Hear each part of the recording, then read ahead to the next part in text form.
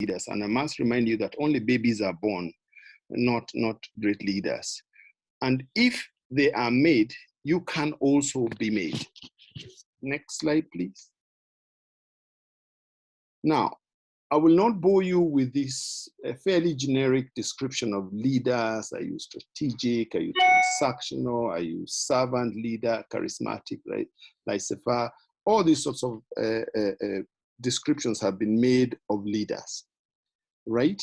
But three very, very important leaders are considered, three important traits are considered very important in leadership. Next slide, please. This is one that is charismatic. That means a person who is able to build trust with the people with whom they are working.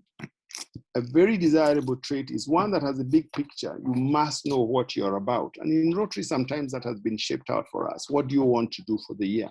And thirdly, and that dropped out, is really a person who empowers others. If you empower other people, it means you're probably democratic and you actually let people be those that need to be. And laissez-faire kind of leadership is where you're dealing with people who are experts who don't like being told, particularly the artsy people. They know what they're doing and you can't keep on hovering around them. And those are considered very, very important, desirable characteristics for leaders. Are there some, next slide, please. So for effectiveness, and that's why we said you are leaders, do you connect with your people? Do you actually have empathy? Can people feel you? I often say that you listen to a mother speaking to you, not what she's saying, but what she's not saying. And you must actually create that sort of a culture. And I think that in leadership all the time, whenever you have meetings, particularly if you have a very, very rigid organization, is to hear what is not being said. That is important because then you create cohesion and effective teams. And that cohesiveness and effective teams are able to actually cause sustainable success throughout, and not thinking about just your year and then the next year the things just drop off. Next slide, please. Whenever I hear the term servant leadership, I think it's Honorable Kalonzo who would always talk about servant leadership. And that's, I'm going to be borrowing heavily from Robert Greenleaf, who said that servant leadership begins with a natural feeling that one wants to serve first. Do you want to serve? Then you make a conscious decision that brings one to aspire to lead. So there must be a feeling of wanting to serve first and not the other way around. And that's what is described as a servant leader. Next slide. If I talk too quickly, just know I'm just nervous because I'm way out of my usual domain of children. Now, there are traits in leaders that are important, and this will keep on coming up. And past President Mike has already talked about emotional intelligence. And that term was popularized by one Daniel Goleman, who said something that I will read at the risk of boring you. If your emotional abilities are not in hand, if you do not have self-awareness, if you're not able to manage distressing emotions, if you cannot have empathy and effective relationship, then it doesn't matter how smart you are, you're not going to get very far. And I think that summarizes the very many things that I'm going to be able to say about this, right? Emotional intelligence is really the ability to recognize and regulate your emotions in ourselves and others, because the way we perceive them will guide the way we think and the way we act. Of course, emotional intelligence has been sort of vilified by some people, and we end up with other terminologies: strategic leaders, calculated leaders, intelligent leaders. And all those things, if you look, there is something pivotal that relates to emotional intelligence. It's now thought that the most long-term effective style of leadership is an emotionally intelligent one. You can't run away from recognizing and knowing yourself, particularly traits that are not necessarily better traits. Next slide, please. So what are some of the characteristics of servant leaders? Really self-awareness. You must be self-aware. If you're not self-aware, then you're running away from something, and you sometimes externalize things that relate to you to other people.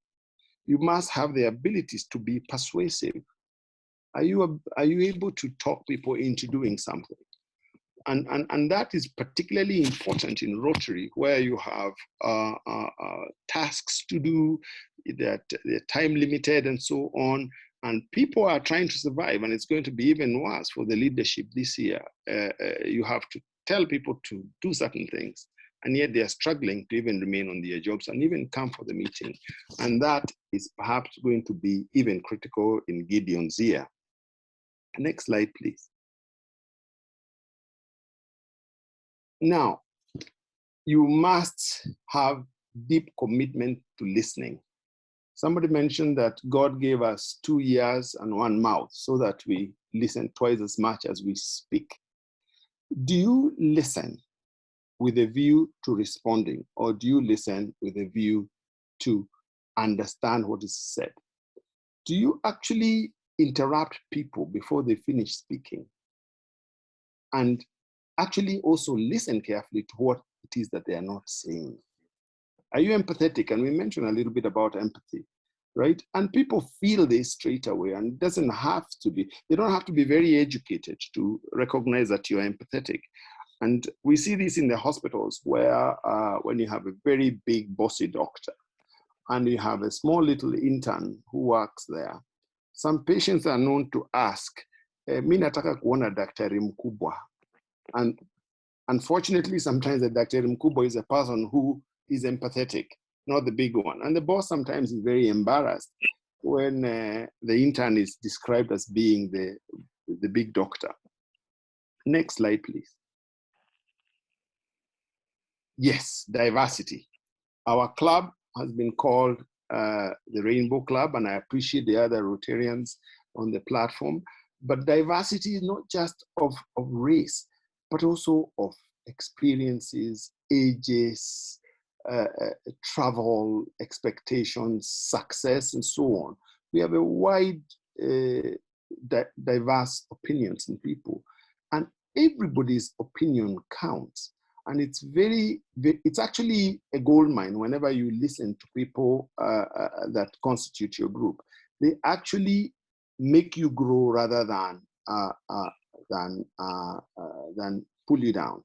And encouraging diversity, even people who think differently from you, is important. And I suggest that we think about that even as we move on. Next slide, please. Trust. Trust is everything. Can people trust you? Again, drawing from trust, it takes a very long time for people to build trust, but it takes very little for people not to trust you. And when people trust you, and sometimes they trust you from the way you speak and the way your body language, which you now lose quite a bit whenever we are speaking the way we are. I'm speaking to a screen. You are probably missing 80% of my communication. People can actually tell whether to trust you or not. They decide whether they're going to tell you what they want to tell you, or they won't. They decide if they are going to be open and whether you're going to have a debate, or they say yes for purposes of really dismissing you. And everyone has a say and everyone has a value to add. And people recognize that relatively independent of their educational level. Next. Very close to trust is really people feeling that you develop other people. Do you want to be the only person who can operate on a hernia? What about when you have a hernia yourself? Who's going to operate on you? And in the past, we have had, and even now, we have people who are the only ones that can do something. Sometimes that's not a very good thing. And that happens sometimes in hard sciences, including medicine, and sometimes in softer areas where you want to have that professorial mark. You're the only one who does certain things. That's not a good thing. You must empower other people if you're going to be a leader. And that means that the more you develop people, the more they cling towards you, and the more you actually have a continuity, which is very important for a club like a Rotary Club. Next, you can also be mechanistic. You expect people to be there to do what you expect them to do. You don't really care much about their life issues. Sometimes we used to make jokes that in a bank, when you work in a bank, it's a highly structured organization, and I haven't worked in a bank, but I do meet a lot of parents who work in the bank. They would tell you that, please let us know that your child is going to be sick 4 days from now so that we can make alternative arrangements to cover your work. Life doesn't work out that way. It's even much more so in Rotary, and a lot more so in this COVID era. You must help people in their life issues, and they must feel that way. Does that mean giving them money? No. Sometimes just to listen. That actually builds trust, respect, and actually a healthy association with the members around you. Next slide. Are we all there? Are we awake? Hello? Am I talking to myself? We're here. No, We're here. we're here. Yeah. I'll probably be asking you to say amen. Yeah. From time. Are you an encourager? Right? The hallmark of really a servant leader is one that encourages, and you encourage people. In adult learning, whenever you are correcting, they say you always begin with things that you did very well. And then instead of saying things that you didn't do well, you say things that could be done better. You know, so even your choice of encouragement, the way you lift people, the way they feel lifted, this kind of language is very, very important. And a true servant leader says, let's go do it, not you go do it. That bossy way of doing, probably they do that in the army. It's very important, right? So it is, let's do it together. We are together in this. Let's do it. Let's learn.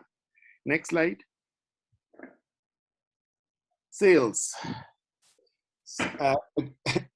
A leader is one really who sells rather than tells, right? And I'm sure Irene will give us a long talk on 7 levels of delegation, but I will not go there. It's really about participating, in letting everyone be participative in whatever you do, rather than sort of do this, do that, do this, do that. So for very, very, very important in Rotary. And you will find when you are the leader that when things don't get done in this volunteer organization, it is your business, it's your baby, it's your year. You are the director of that committee. So it's very, very important to sell what you want them to do. But why is selling important? If they do not understand why it is important, they will not do it. And adults function best that way when they know why. This is the reason we want to do this, because of this, that, and the other. Not just the what and the how, but it's the why. And everyone is an adult who chooses to be in Rotary. That's why you're a certain age group, and it is important to explain the why. Sell and don't tell. Next. Me, me, me, me, me, me. All of us grow up and are born and designed to think about myself. And as you get older, you're told, no, you can't think about yourself. Think of a child who has toys. They pick everything to themselves. But over time, you are told, no, that's not a good thing to do.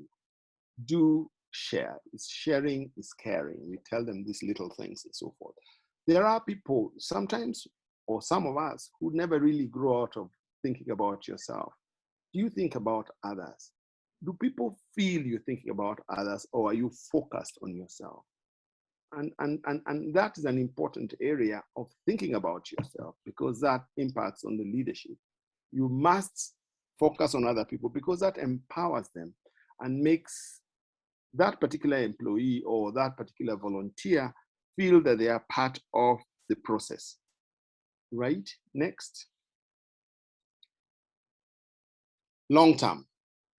You must think about the next generation. I think Rotary has changed a little bit in the last couple of years I've been here, where we now try to think about the past president, the current president, the immediate past president, the current president, the president-elect and the president nominee, so that you have basically 4 years within which to run projects.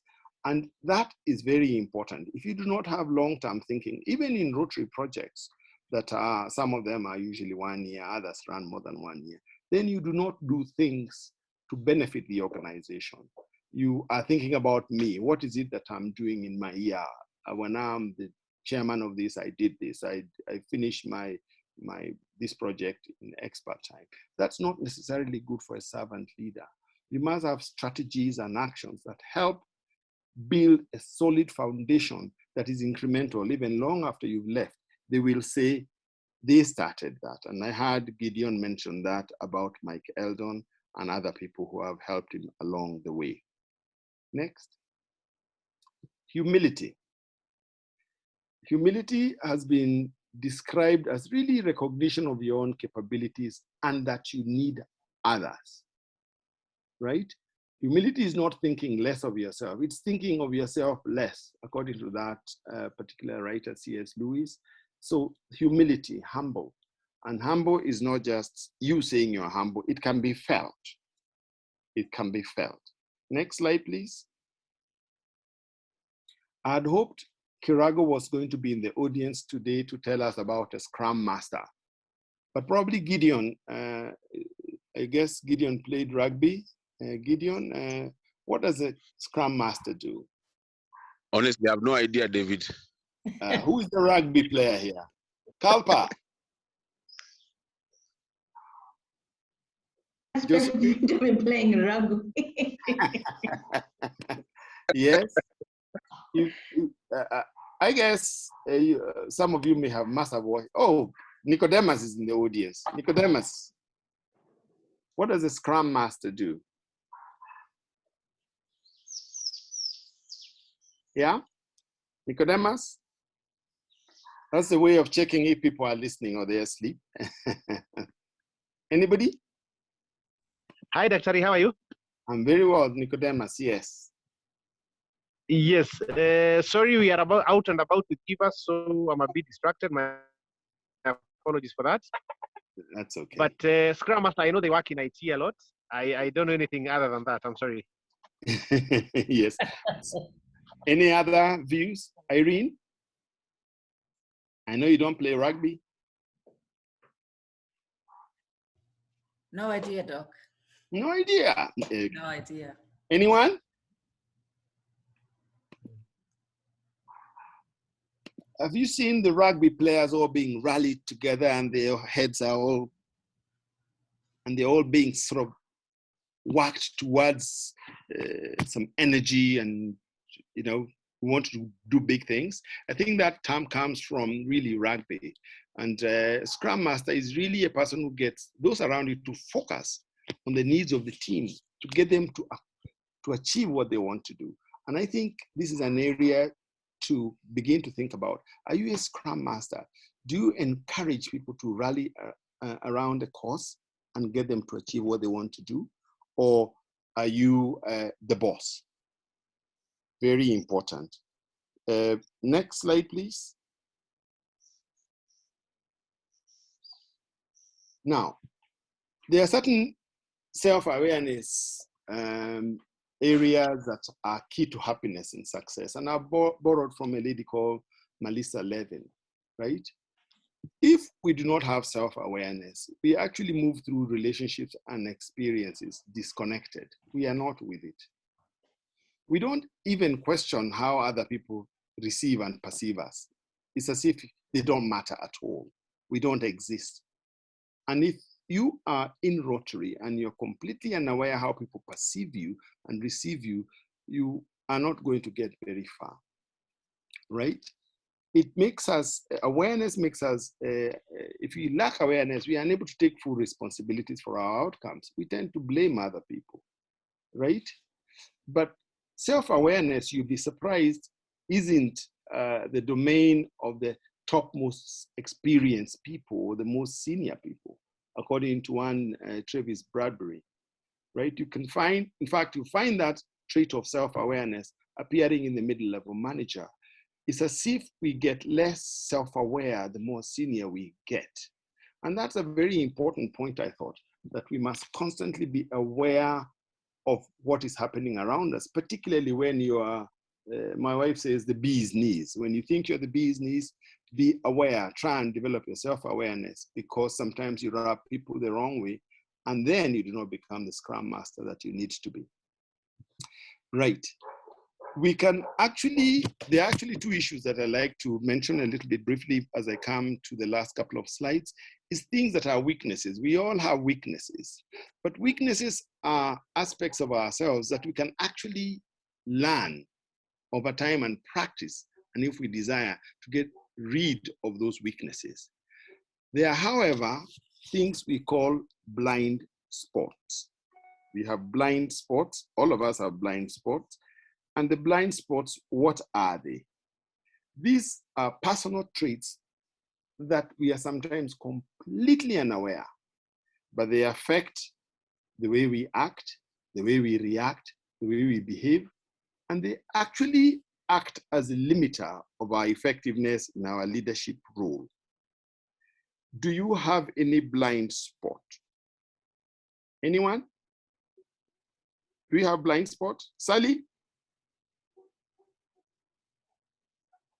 Do you know any blind spot you may have? No.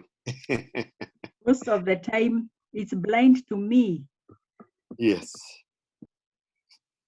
Blind to you, Johari Window. I'm sure the judge will tell us about Johari Window at some stage. But let's just explore some of the most frequent blind spots. Next slide, please. You like going it alone.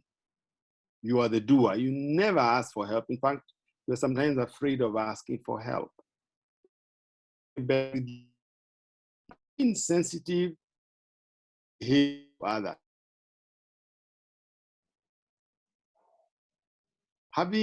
Do you have an I know attitude? I know. And you really value being right above everything else? Do you avoid difficult conversations? I know that's me. You conflict avoidance. Sometimes you have to actually have those difficult conversations. Do you blame others or even circumstances? I'm late, the elephant sat on me, that's why I'm late. Oh, there's traffic, yeah? Always playing the victims. That's really a way of refusing responsibility and a blind spot to many of us. What about treating commitments casually? Do you honor people's energy, time, resources as you lead? Or do you conspire against others? You have heard of meetings within meetings where you are actually driven by a personal agenda. And by the time you are meeting your group, you have had other meetings that are not necessarily in the interest of the group at heart. Do you withhold emotional commitment? Or do you are you a fence sitter? Do you just stand on the side and never really make any commitment? Or are you quietly delving in mediocrity? You tolerate good enough as a standard? Now, next slide. Can you help out in the blind spots? Can they be treated? Next. Next. Yes. The principle really of getting cured, if you like, of this blind spot is really to be open for growth. I used to love saying, when you're green, you're growing. When you are ripe, you're ready to die. So you must constantly remain green. If they call you a greenhorn, say, yeah, because you are going to grow, learning, and performance improvement. If you feel you know Najua, when in Juaji, you are in a lot of trouble, because then those blind spots may remain. So what are some of the strategies of trying to get rid of your blind spot? Is really soliciting feedback right away, right? You can ask, is there something that I may have missed, right? What's the one blind spot that I should be aware about? And listen to people and genuinely tell yourself you listen. Do you surround yourself with people who don't think like you with a view to learning from them? Or do you want people who are like you, in which case you don't grow? Can you identify your past behavior patterns? Or are there things that you struggle with in the past or things that have made you succeed? Are there situations that you could do better that led to some good outcomes, or learning, like Mary Nelson used to say, everything in life teaches you how to and how not to? Do you act on past feedback when people tell you things? Do you act on that? Then triggers. Identify triggers. And triggers are really situations that get us to act impulsively or instinctively to something we don't even think, right? These may be people and they are there every day. They may be events or circumstances. They have the power to shape how we act and react. And there is a good book that's called Triggers by Marshall Goldsmith. It's a useful book if one can lay their hands on it. The next strategy is really seeking out our blind spot buddy. Get somebody to say, be my buddy. If I am doing certain things, please point out. Okay, next I'm coming to the last bits of my presentation. It's really the whole issue of leadership in this post-pandemic era. I'm calling it post-pandemic. We are actually still in the era. There was a beautiful article by Blair Shepard that you could try and actually get hold of. And he described 6 paradoxes of leadership that are very important for leaders. And they are there, and I will not bore by going through them. Next slide, please. Right. What are the new skills and capabilities that you need to survive in this post-pandemic time? Really, a strategic executor, you must be a strategic executor that has a vision. You must know why you exist. But not just having a vision, it's how you do it. And the execution has become even more difficult with people not having jobs, they are struggling with survival and so on. You really would have to develop that skill much better. Are you a humble hero, right?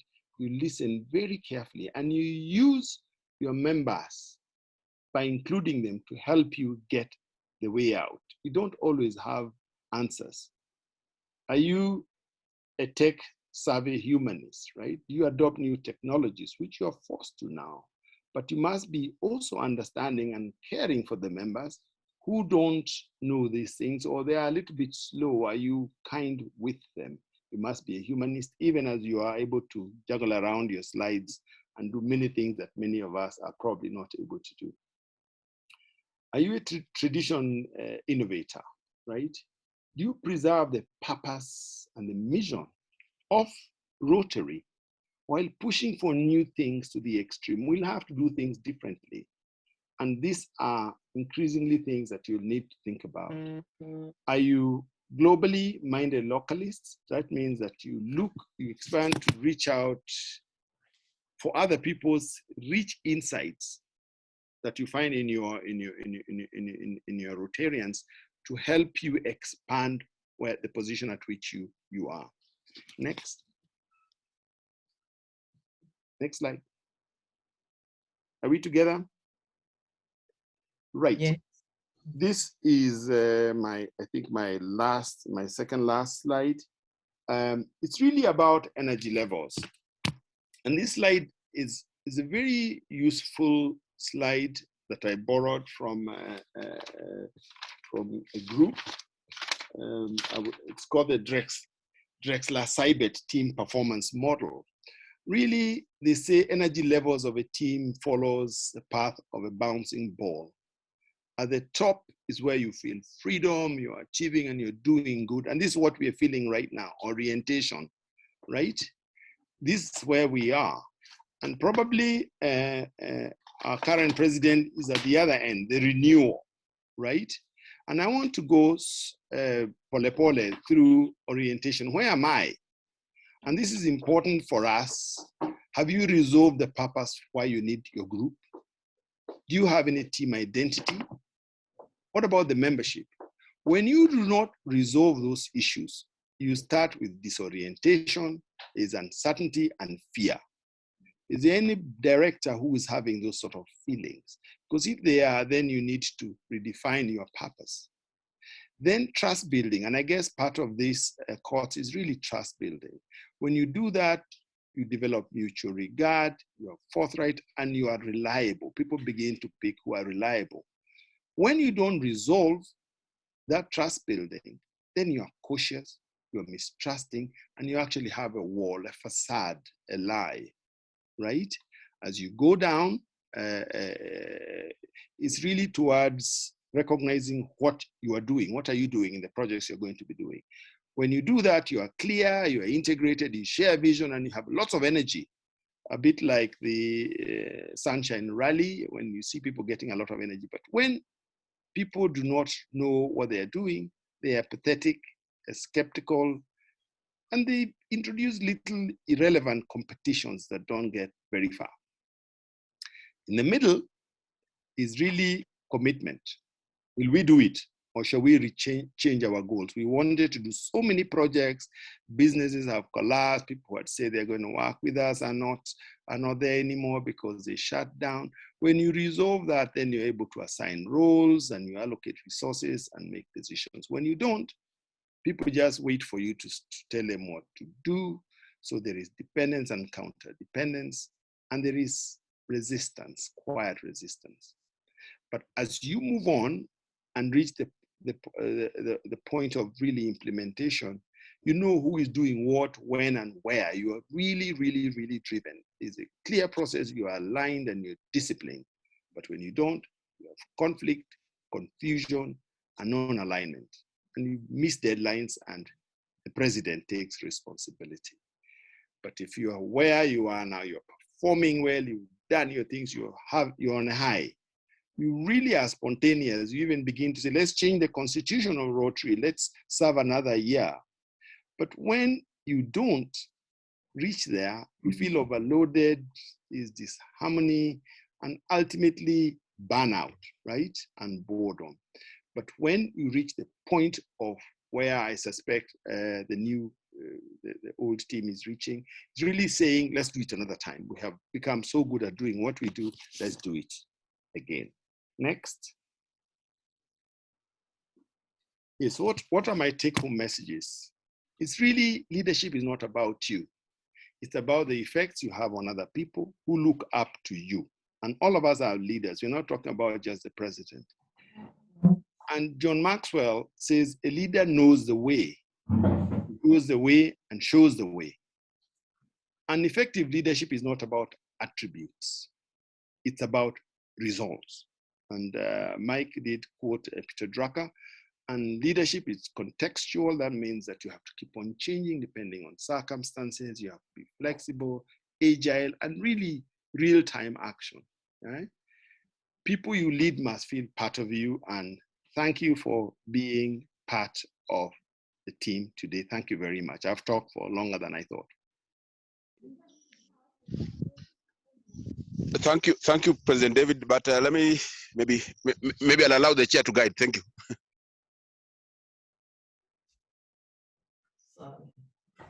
Yeah, thank you, Past President David.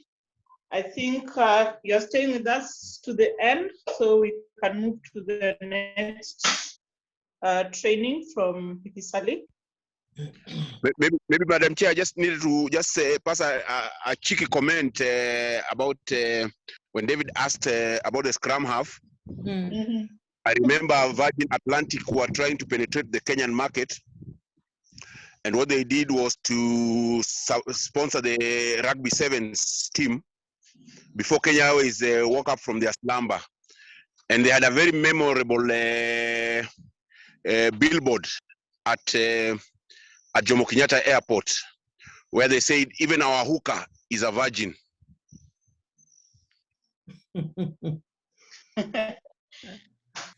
Double entendre. Okay. Fine. Thank you. Okay. Thank you. I think from your presentation, one of the traits I admire in leaders is humility, and I think it goes a long way. So I'll encourage each one of us to ponder about that, and of course the entire presentation, and especially during these hard times, it will take us a long way especially in terms of being empathetic. People are under a lot of stress. So we really need to work together as a team. We need to hold each other, and we don't want someone doing all the work by themselves. So let's all be prepared to lend a hand. And next, we'll have Pipi Sally take us through the next presentation.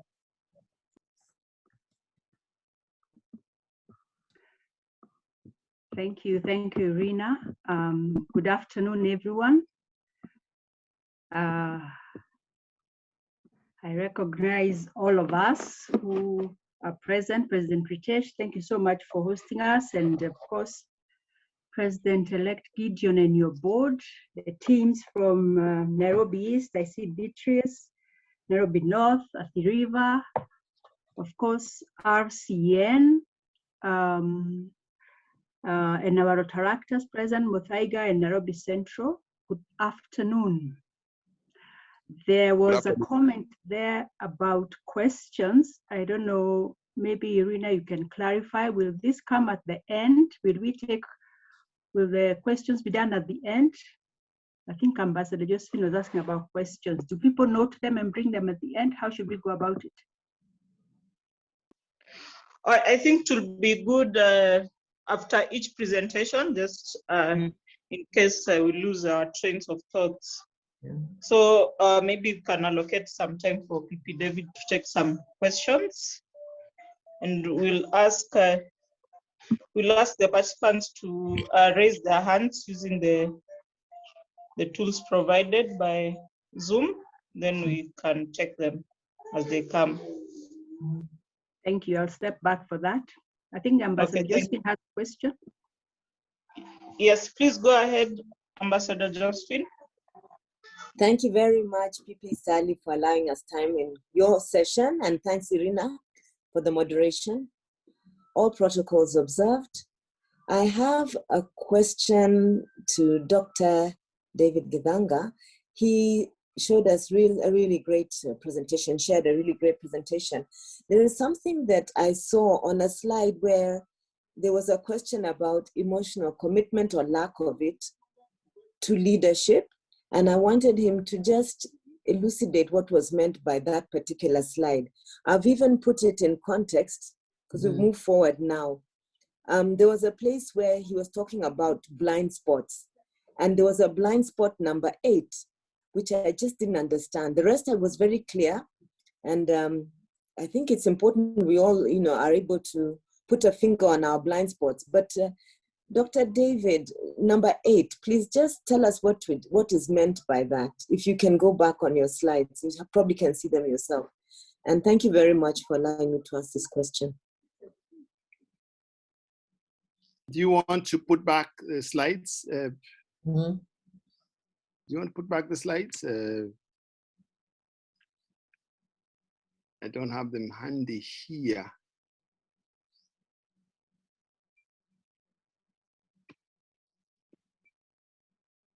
Somebody? Anthony? Anthony, can you put the slides back, please? Yes, I can. Give me a moment, kindly. Right. I'm having difficulties with my I think emotional, Josephine, you asked something about emotion, even as he's putting up the slides, emotional commitment. There are people who will come into a meeting who have already made a decision that they're not going to go along. And not because of the fact that the meeting is bad or they don't agree, they just don't agree. There are people who, and I see this in meetings, particularly in the last couple of board meetings I've been to, where people are, even before you have stated what you want to say, you're judged in one way or the other. And that is a form of not being open to what is coming in. You are resisting even before. Say, I see Josephine in a meeting. So anything Josephine says is not good enough. And I think that's what that particular emotional commitment is meant to be. You're meant to be open book, you're meant to be convincible. And that means the person who is doing the leadership must be able to sell rather than to tell what it is that they are talking about. The other little matter, Josephine, I've forgotten. I don't have my slides, it's very inefficient. Okay, the slides are coming back, but it was just that. It was about emotional commitment stroke, lack of it, and that being a blind spot. So yes. Thank you for your explanation. It's probably going to be up in 2 slides time. But I also noticed that Senior Rotarian Mike Eldon has his hand up. So there it is, withholding emotional commitment or emotional blackmail. So I wanted to know, what does that really mean for us as a Rotarian? What kind of emotional blackmail would we exert on our leadership dynamic? Thank you. Let me use an example. When you remain in the club long enough, you then get to know years that are high and others that are low, right? We are waiting for this particular president. With this president, we will flow. With this other one, we don't like his style or don't like her style and so forth. And we've seen this, we know these subtleties. And that is really lack of emotional commitment, in my view. Sally, maybe you may have a different view. Sally?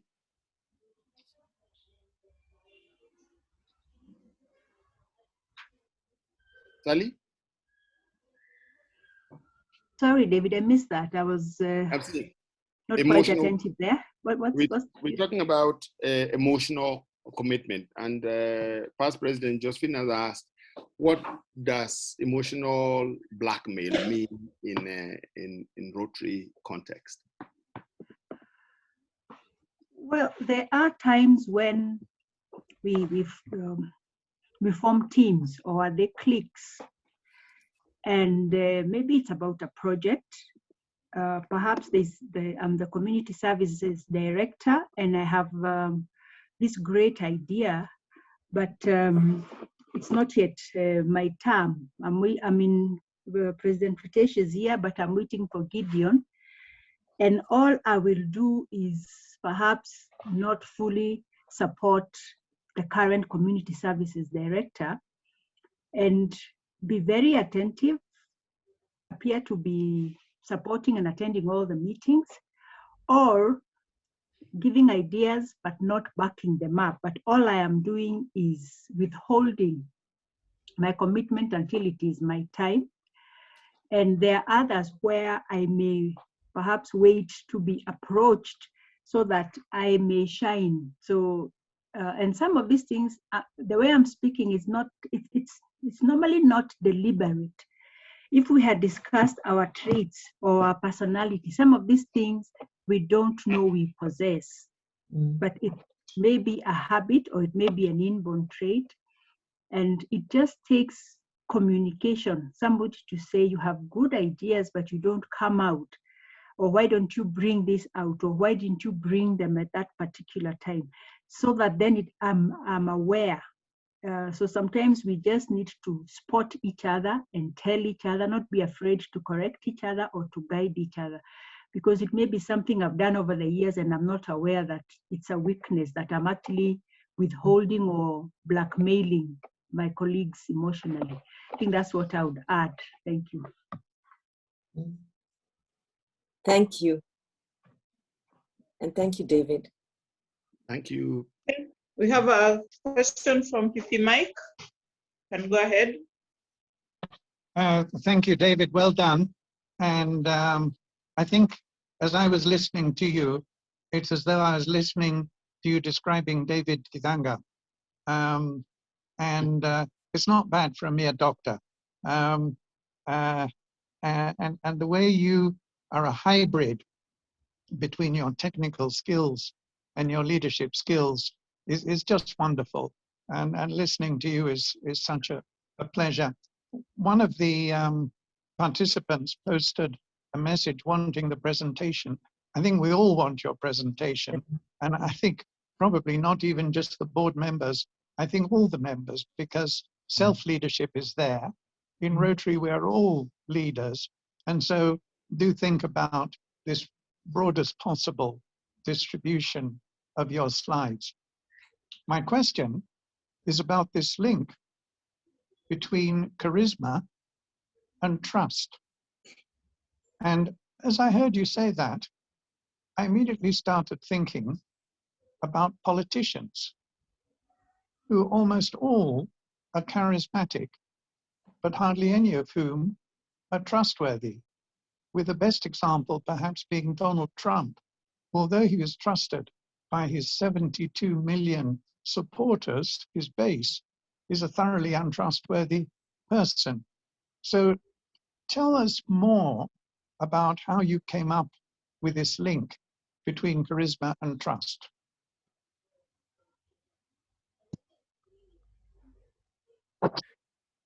I think, again, here, thank you very much, first of all, for your compliments. And whenever you are complimented by the content expert, it's a good thing, which also tells you how Mike has been in this space for quite a long time. Now, I think charisma has something to do with what people feel when you come into a room. Are you able to rally them, right? Are you able to rally them? It's an entry point. It's a bit like beauty. They say that people who are beautiful tend to get first places until maybe they speak, and then they reveal themselves to the rest. Maybe charisma enables you to get people to be drawn to you, but subsequently they'll be evaluating you. So, and we do this in presentations all the time. When you walk on the stage, your listeners decide they're going to listen to you or not, purely because of the way you carried yourself about, or the way you addressed, or the way you introduce your talk. And I think that is where the whole issue of charisma comes in. So charisma on its own doesn't carry if you do not have those other traits. And the issues of blind spot, where you are listening and harnessing to everyone in the room, is what is important. If you mention specifically a person like Donald Trump, I don't really know him personally, but one would imagine that's a person who knows the best, he knows how to do best business, he knows how to whatever and so on. So probably he wouldn't listen to even his content experts and so on. So he has missed out, although he has that presence and is able to rally people, oh yeah, oh yeah. We see this with local politicians too. They're able to talk and get people to do things, but they have no substance, they are hollow. So there isn't any one strategy that is everything. You really have to combine all these descriptions of good leaders and be aware about your own shortcomings that I call blind spot. And remember, I did mention that we seem to lose the abilities to be aware about our blind spot. The more senior we become, we are assured, I am the bee's knees. So I think it's just to keep it alive and to stay green so that you're willing to learn and to learn from even people who are younger. But I don't know whether the rest of the panels have something to add. Irene is a corporate kahuna. Irene, maybe you want to add something about charisma and trust? I would say charisma is important because you get people to listen. If you're lacking in charisma, then you might have a very important message, but if you don't have a way to get it through to your audience or the listeners, then it might get lost. And that's why you find that some people who run very big companies, when it comes to PR and public presentations, they would rather go through someone else and get their information said. So the trick then for Rotary perhaps would be to make sure that what is being disseminated charismatically can be trusted as well. Because I think I saw in one of your slides, trust takes a while to build, but can be destroyed in an instant. So combining the two, you'll go a further distance than if you're just working with one. And that's all I can say for now. Excellent. Thank you very much. That's very well stated. I couldn't say it better.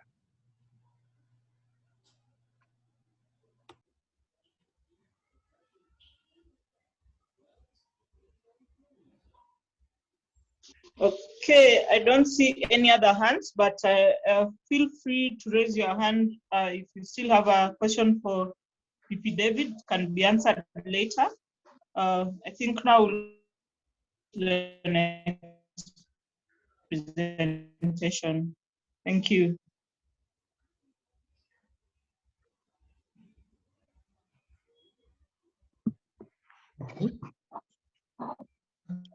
Thank you, Irina. I lost a bit, but were you asking me to jump in?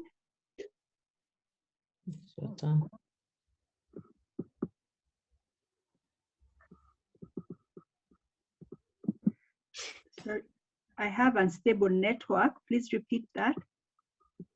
No, just for you to go ahead with the next presentation. Okay, for you to go ahead now. Yeah. Thank you. Thank you. Thank you. And again, greetings to everyone. I know we've had really nice presentations from Mike and David, and I hope we are still all together and learning a lot as we share. Feel free to chime in either through the chat or through the reactions, either raise your hand. And I'll now move us to the next session.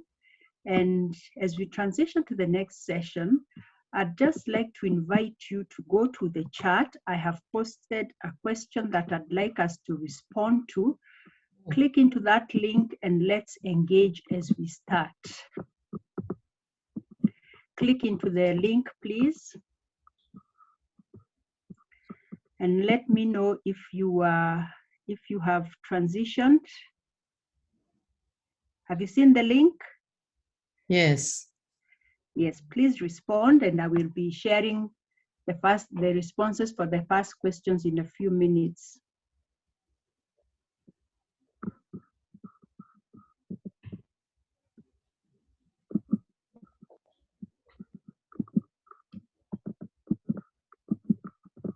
Okay.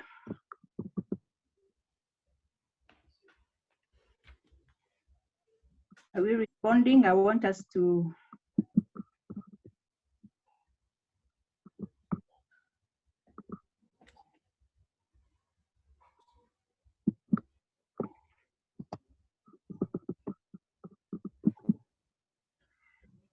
Before I share, I don't see, have you responded? Because I want to start sharing once I see a few responses. Yes, I see a few, so I can start sharing. Please continue as we. Okay.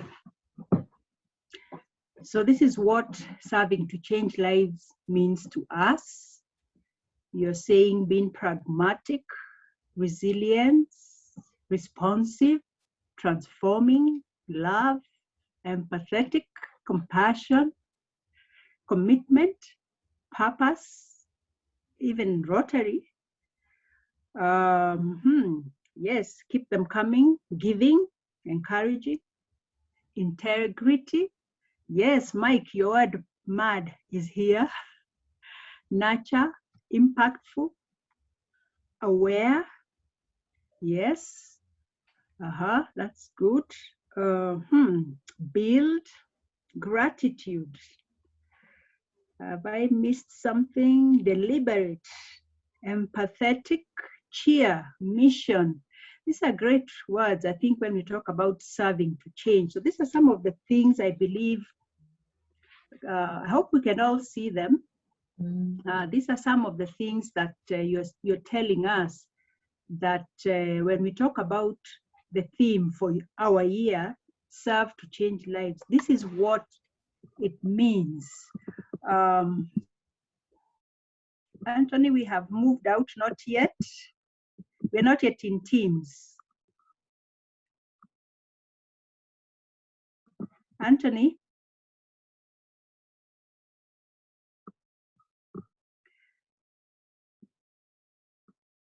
I think we need to come back. We're not yet in teams, Anthony. We have moved a little fast, so I think if you can go to the button that says leave the breakout room, it's not yet time. Okay. Okay, are we back? Sorry, my apologies. Sorry. Yeah, sorry. Yeah, it happens. That's technology. First, we'll do the poll, and then I'll make the presentation, and then we shall go to the breakout rooms. I don't know if everybody is back. Sometimes you go to the breakout rooms and you're left alone. So thank you. Welcome back. So let's go back to our, I hope we had finished the first question. We will have to click on the link again so that we get to the second question. Please click on the link again. It's still up there. So I can take you to the next question.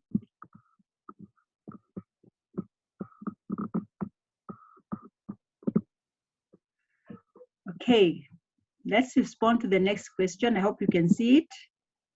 Can you see the second question?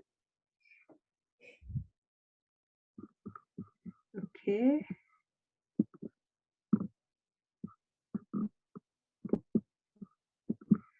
Okay, there is the link. I've put it up again. Can you see the link?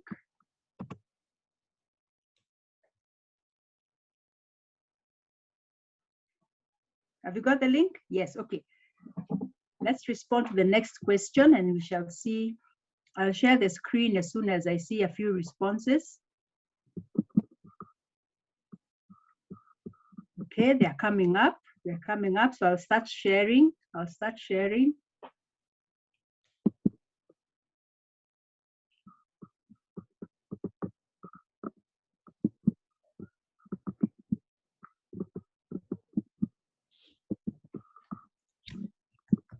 Okay, so this is what you're bringing to the board. We are all in one of the boards. Again, I see openness, innovation, passion, skill, togetherness.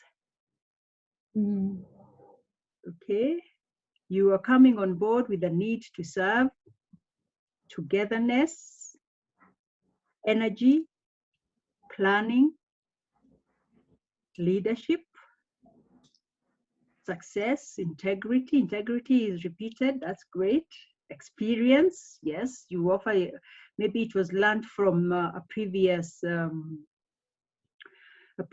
either at work or in a previous board. Execution, knowledge, exposure, passion, togetherness, wisdom, innovation. Yes, any more? Do we have any more? What else are we bringing to the board?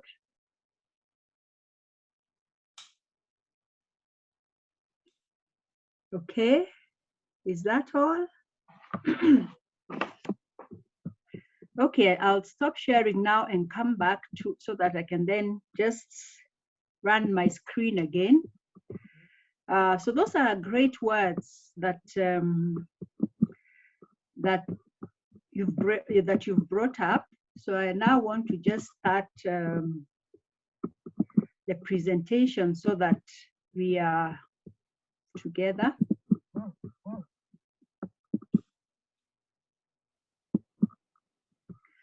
Okay, can you see my slide, the presentation?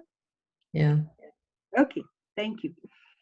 So leadership has been well covered by both by Mike and David, and each of us has been in a position of leadership at one time or the other, whether it was when we were playing games in school or as little children, at work, at home. We have all been in this position at one time or the other. So what I want us to do is, I want us to use something that is common to each and every one of us, and this is the animal kingdom. And we've already done this Mentimeter, so I'll just be sharing some of the lessons from the animal kingdom. And the first animal I pick is the wolf. We don't have them around here, but I think we all know them. And if you look at it, when they're in the snow, they stick together to survive. So what is it that this animal will be bringing to us? in Rotary Club, sometimes we have those cliques that I was talking about. And if we don't stick and work together, like the wolf in the snow, we are going to perish. So we don't want any Rotary Club perishing. So we need to stick and work together. The wolves also have some hierarchy. And this is where the board roles and responsibilities come up. But even as we look at this hierarchy, please let us not exclude the other Rotarians. So we don't need to have the board and Rotarians. The board is there for leadership and guidance. It's a governance requirement, but take the roles and ensure that you engage and embrace all Rotarians. Now, the wolves have a certain way that they communicate. There's a howl they give to just make sure that they're going and to encourage each other. In these times of screen meetings, online appearances, how do we tell that we are still together? And that's the phrase we keep asking. Are you still there? Am I alone? Can you hear me? I think that's the most used word. So what methods are you going to use in the meetings? So we have, of course, the WhatsApp, we have SMSs, and we have email. But let's take a moment every so often to call each other. Physical meetings may be difficult, but can we call each other? And even if it's a WhatsApp call where we see each other, it's so refreshing. And really we salute Mike Eldon, who has refused to stay away from us. And we see him all the time. So let's engage like the wolf and see that we are communicating. So let's define the method of communication that we shall be using. A giraffe. When I was in high school, I was in a Catholic school, and our literature teacher, she was a nun.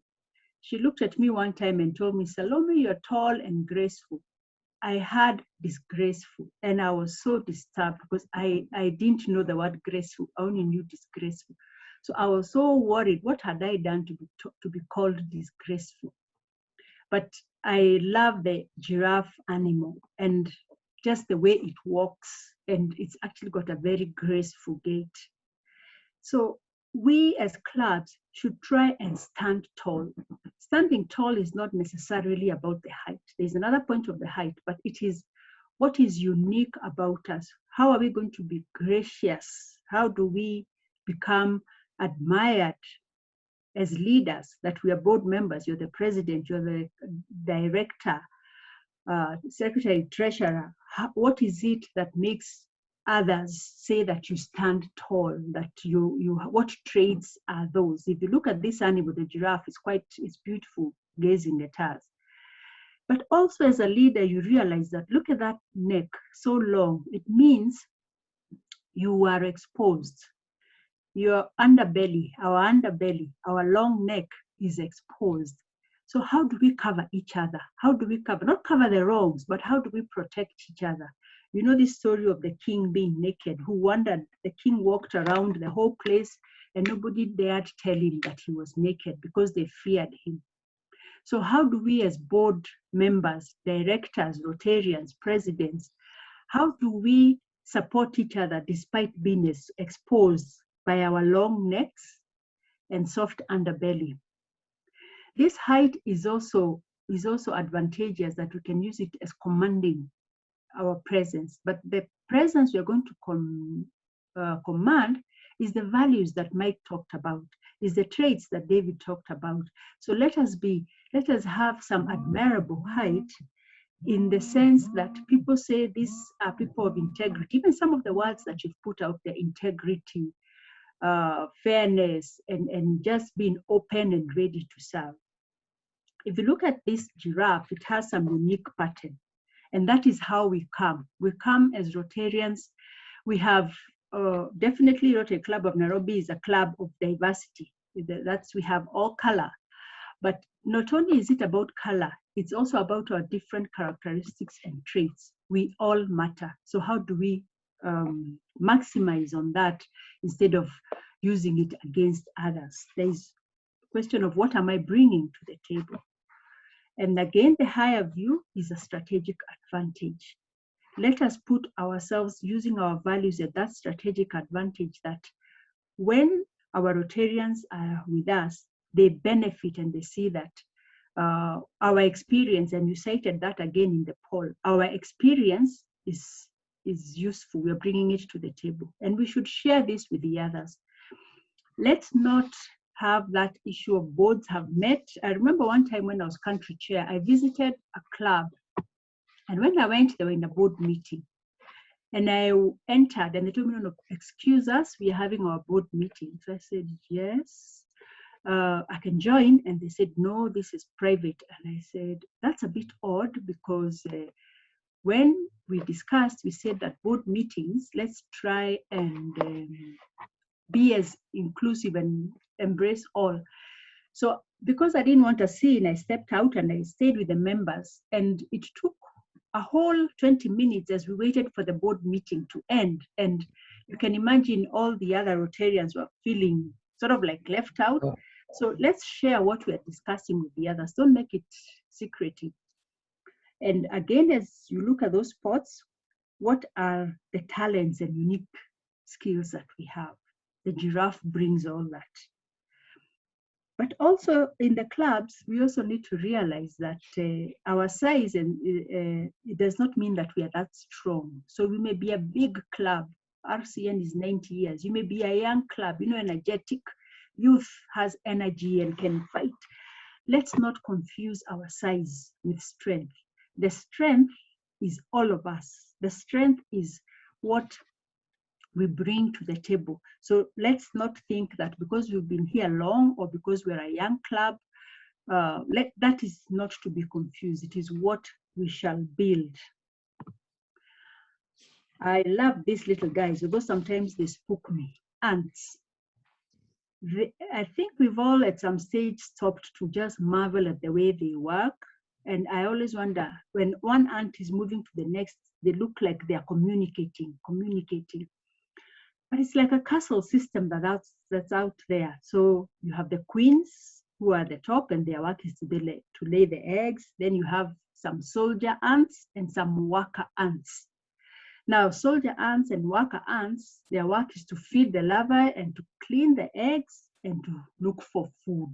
So much as we see them all seem to be going the same direction, stopping, they have their roles and responsibilities. Then we have the fertile males. So in the club, we have to see the board roles, the responsibilities. How are we assigning these roles? But most importantly, how are we updating each other? The way the ants stop at each point to greet each other. I say like they're just saying, hi, we're going on. So how are we communicating from the board to the other Rotarians? Then the ultimate thing for me is that ants are really hard workers, and they have that coordination. If we are to succeed in serving, in bringing that change, serve to change, we have to work hard, but also have some coordination, sense of coordination. Yes, the leopard. This is all about agility and the performance. You have to change and we have to perform on demand. And we need to be fast and agile. So once we've set our goal, how are we going to go about this? We've seen an elephant that is moving, a leopard that is moving slowly, then suddenly bursts into speed. So that adaptability. In the first month, right now, everybody is charged, is ready to go. We are planning, when are we going to burst and run? So we need to also track, we have to track the ground that we are operating in. At this time, we are still working online. What are the programs? How do we get ready that when things change, how are we going to go to the physical meetings? We need to have that agility. And we saw this happening in 2020 when the meetings were, when we were told to, first of all, the first lockdown, and we all had to work from home. The ability to change to meetings, online meetings, and again, Yes, most yes. clubs have really done well and kept the attendance, kept I just opened this now so on the the screen. need We don't want to open Yeah. shows our agility. How do we move quickly and easily? And how do we think and understand quickly when the challenges come? All those are aspects that we need. A lot is known about the ego, but we have then to pick what it is that we want. And at this point, I just want to highlight the aspect of this. You know, the eagle is said that from high up there, it can tell or spot a little, is it a rat or a mouse, and goes straight for it. The focus and the vision. How do we keep that vision? And an eagle also eats fresh things.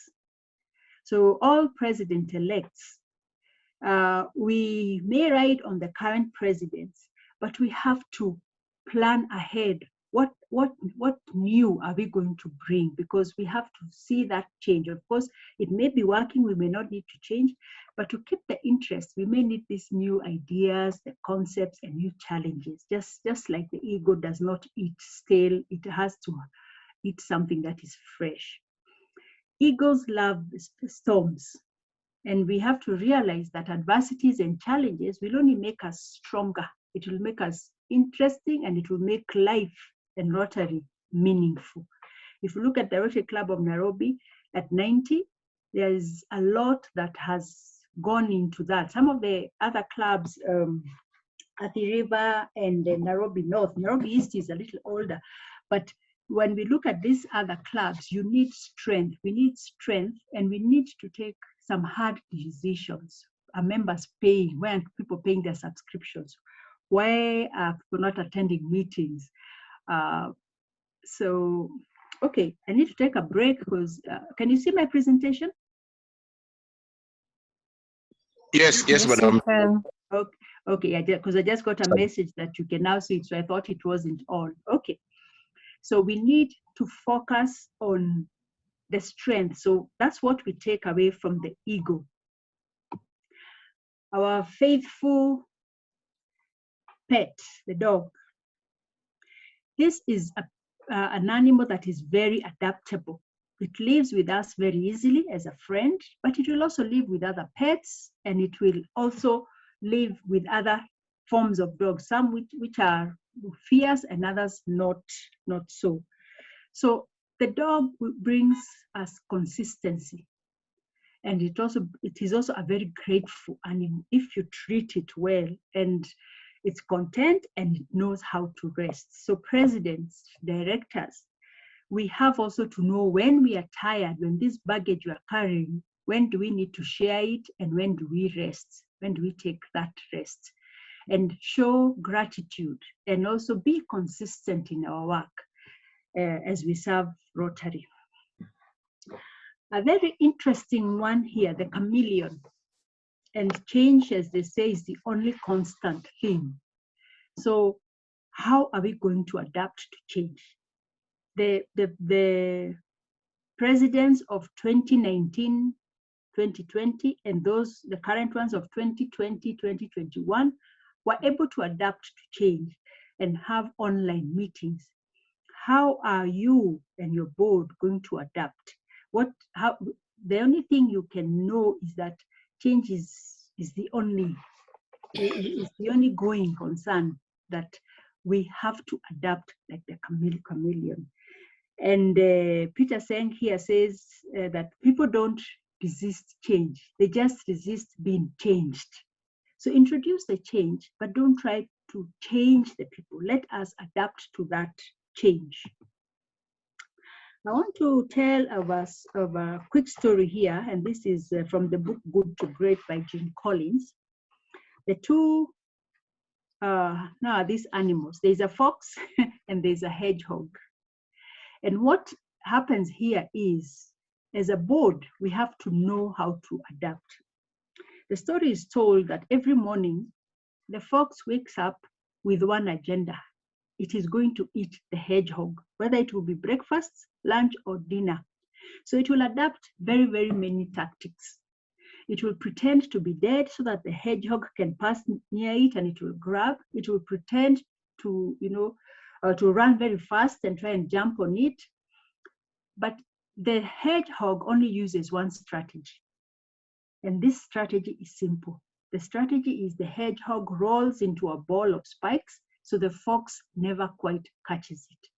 So what is our strategy? As the fox, in Rotary clubs, when are you going to play fox? And when are you going to be the hedgehog so that we survive? And what are the things? What is the fox that will be after us? Foxes after us will be unpaid dues, non-attendance of members, cliques in the club, boards being working alone independently without involving members. You will find that when you go to talk to your members, they will roll into a ball and you will not reach them. So let's learn that lesson and adapt accordingly. Another great animal, the lion. What is your attitude? This is another one, as it sprouts its stuff in the wild, has a great attitude. You just have to admire. Very powerful, but also doesn't go around screaming, doesn't say that I am the one, but everybody knows it's the one. Very courageous, has strength, is bold. They don't go alone, they hunt together. Again, as a board, are you going to be a president alone or fundraising director alone, treasurer alone, secretary alone? You must be together and keeping the focus. So these traits of these animals, what are we seeing and what are we going to pick? I love the geese.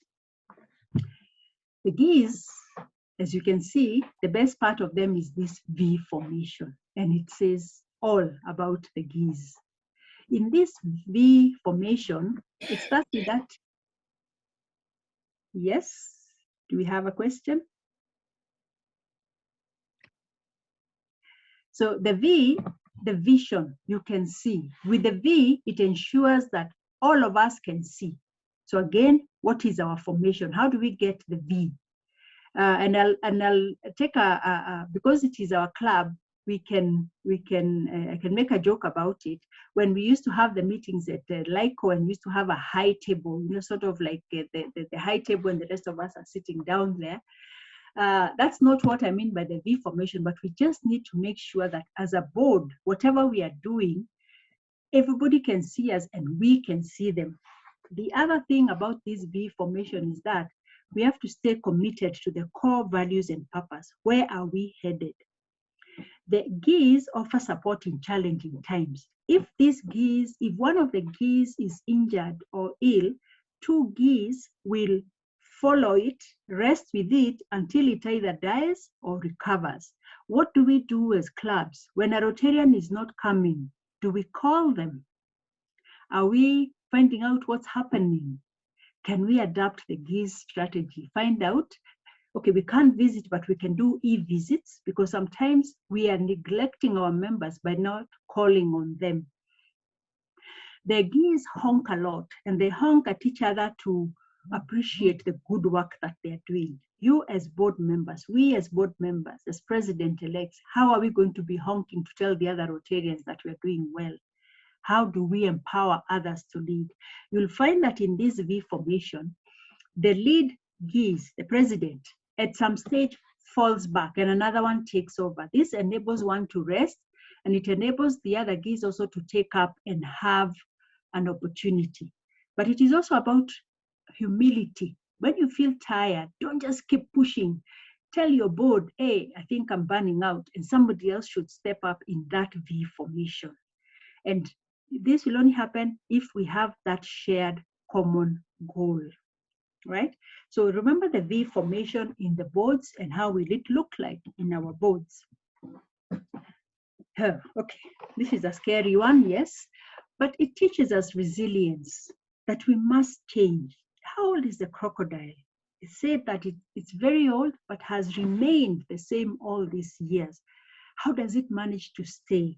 It doesn't mean that we resist change, but we must be adaptable. The Rotary landscape is changing. At one time when we were told that we didn't need to meet every so often, we didn't need to meet every week. Some clubs adopted that and some of them promptly I won't say died, but nearly. So we need to adapt to the times, but we need to do that with wisdom. If you look at that jaw, it's very powerful, and that skin, it's built to withstand the terrain that it operates in. So what is how do we strengthen our Rotary jaws, not to bite anyone, but to keep the club alive? And how do we protect ourselves that the elements of competition in terms of our resources are dwindling, when we can no longer pay our dues, when people are no longer coming to clubs? What's the resilience? What is it that will keep us together? Bring to a close, the elephant, huge and this is where the emotional intelligence lies, the ones that David was talking about. And the elephant has right attitude, great personality, and it's got some really soft skills and empathy. It is said that when the elephant is about to deliver its young, the aunties, well, other female elephants will escort the mother to be and stay with it and help it deliver. So it has some of, and it is said it's got some of this intelligence, and that's why you find them trained for circuses and all that. But it's also a very calm animal. Of course, I don't mean that you disturb it. It has a sense of togetherness. If you see the way they operate as a herd, very, very determined, but also has a great memory. We need this memory for our institutional, we need the institutional memory for our survival. So let's bring this elephant memory and see how does it work for us. So I'd like us possibly to break into some groups in a few minutes, but let's think about what is this leadership that we're talking about. We all have our mandate, we all have our vision, and we have the goals. But our role, therefore, is that we have to get the capacity to translate the vision into reality, right? So what is this reality that we're talking about? And also remember that much as we have been called to positions of leadership, the function of leadership is not that we want more followers, but we want more leaders. Can we create more leaders? So let's not be very happy when all we do is, and that's Ralph Nader who says that, let's not just keep being happy that you have so many Rotarians. It's that, have you grown them to leadership? So Ambassador, I've seen your hand, but I'm wondering, can we do the groups or do we take the questions? Then I can come back and we break into the groups. Maybe I take the questions and then we come back and get into the groups, because we shall break into, have a small discussion and then come back to a plenary session. Thank you. Maybe I can take the question then.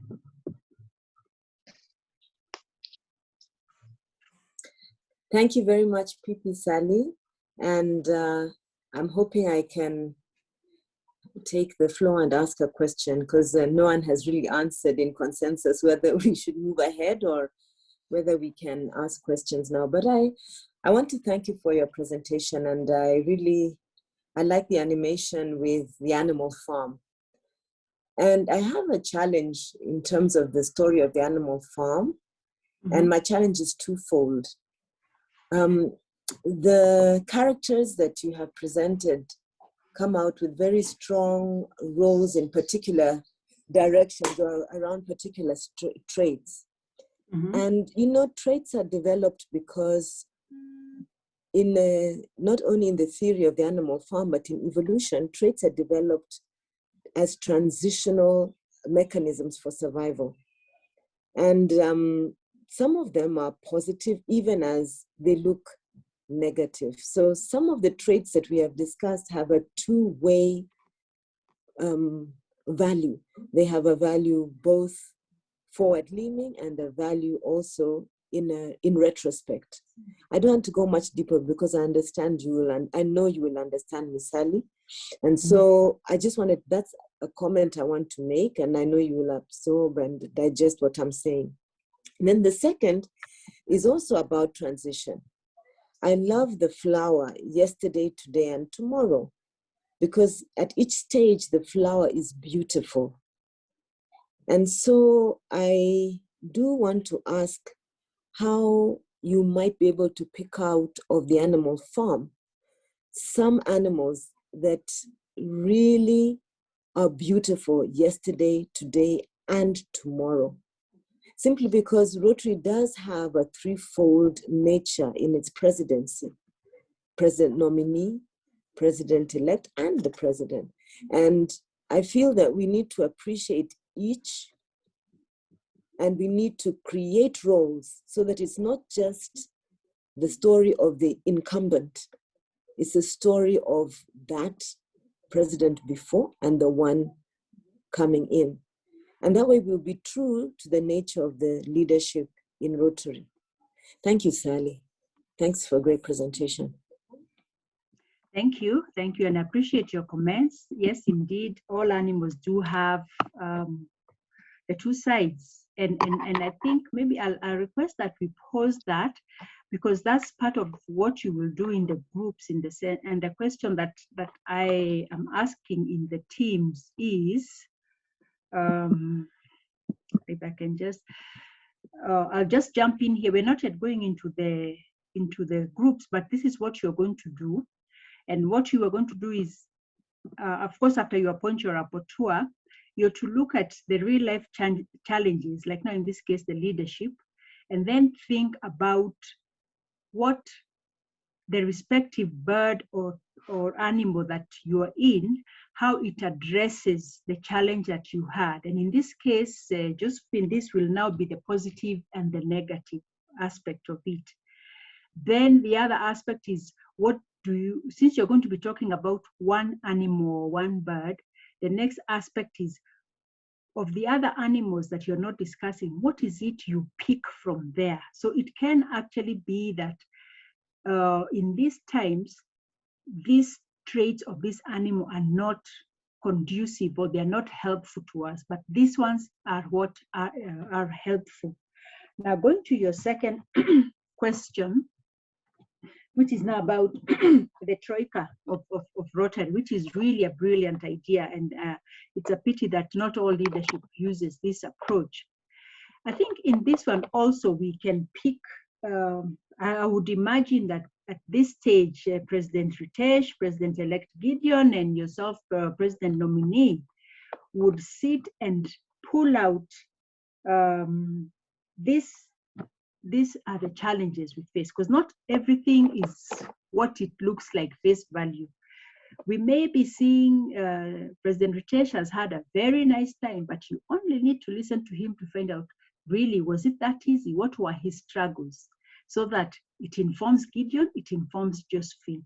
So the success stories would be good to be told, but with specific examples. And that's why we're going to a breakout, so that we're not just talking about the animal kingdom as is, but what does the animal kingdom mean to you in your leadership? So I'd request that still we pack that, so that when we come back to report, we address that at that stage, if you will be so kind as to allow that. Is there any other question, or can we move? We're going to break into 3 groups, and I will now stop sharing. There are no other questions. I don't see none with their hands raised. So before, Anthony, before you don't take us to the groups yet, I want to just pull out. I want to pull out the instructions, so that when we go, okay. I want to put this in the chat now, and then once I put it in the chat, Anthony can.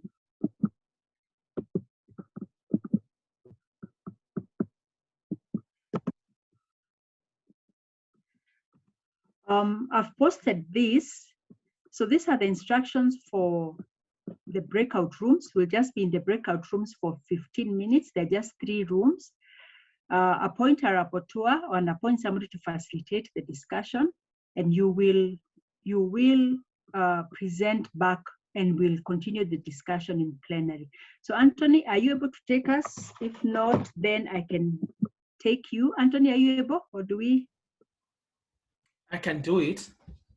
Because we can open. Okay, go ahead, go ahead. Open the breakout rooms. Okay.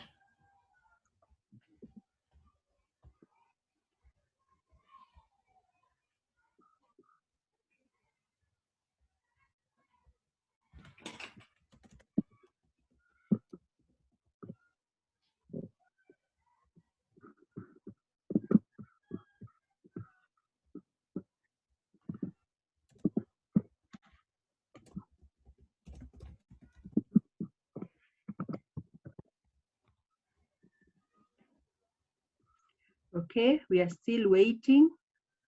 Just a moment. Okay.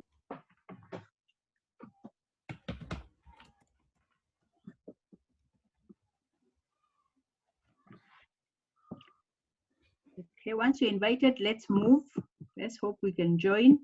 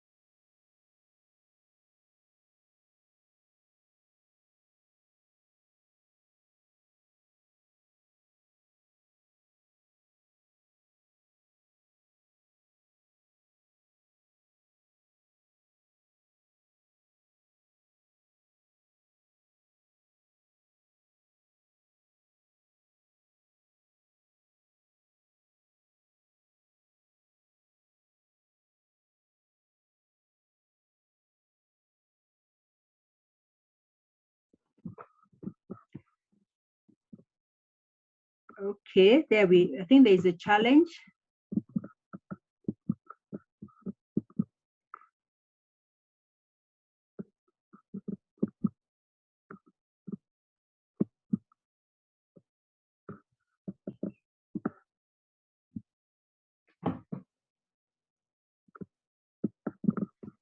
Hello?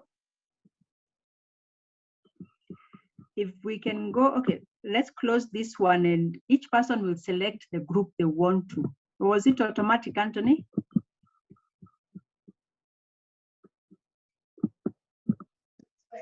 I don't see a place to select my breakout room. Okay. Sally, will you do it? All right, let me just get back there.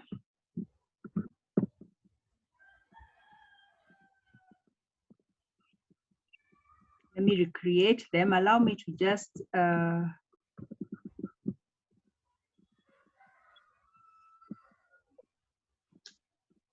okay. Let me rename them.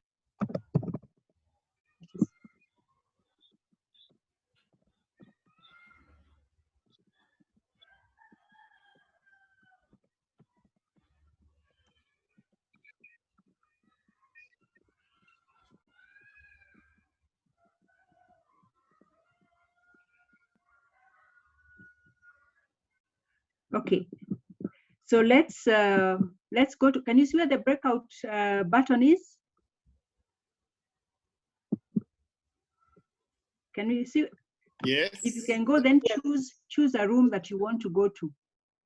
Okay. Yeah. Are you three moving? rooms. Are you able to move? There are 3 rooms. Yes. Choose one. Okay. Just join. Join wherever you want. I can see some people are moving. Yes. Then once you're there, you follow the instructions in the chat. You have to go to the breakout to choose. Some people have not joined. Please go to the breakout.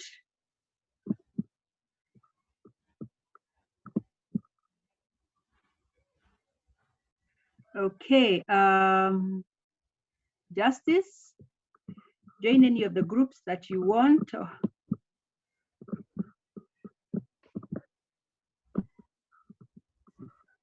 I click the ants, but I don't see my name there. Oh, click join, click join.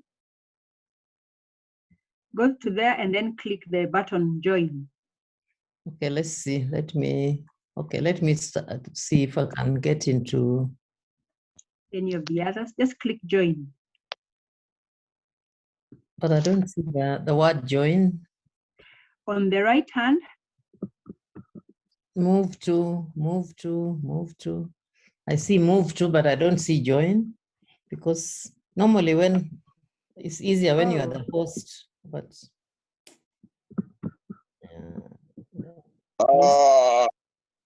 Okay, I can see breakout rooms. Yeah. When I click, I see geese and chameleon. Yeah. So which do I press on whichever and then join? Yes, then say join. Yes. So, oh, okay, join. Okay. Yes. Okay. Have you joined? Like. Yes. Now it's only Margareta. Is Margareta here? Ritesh.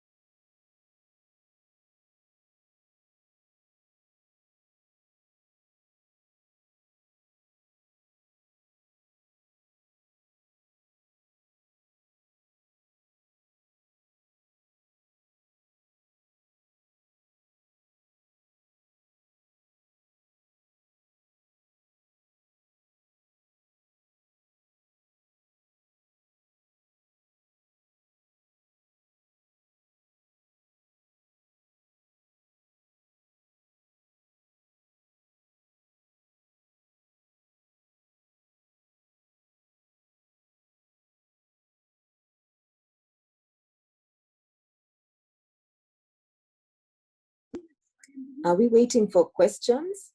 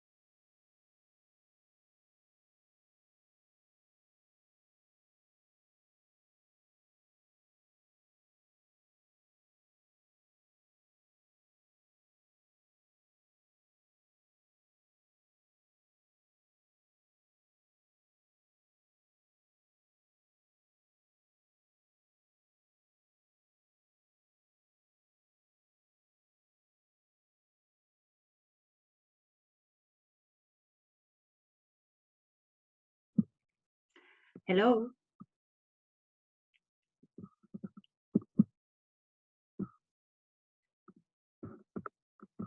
Anthony? Yes, Ali. Margareta? Yes, Sally. Can I take you to a breakout room? Please, I don't know where to go. Okay, let me take you to a breakout room. And President Ritesh? He's also out there. Hi, Sally.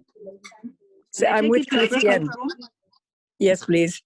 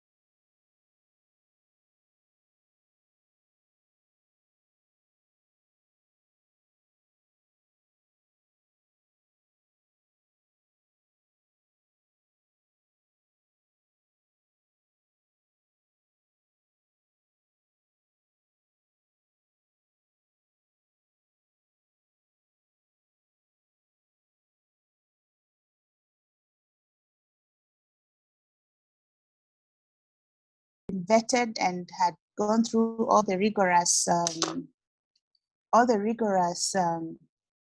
procedures to be elected.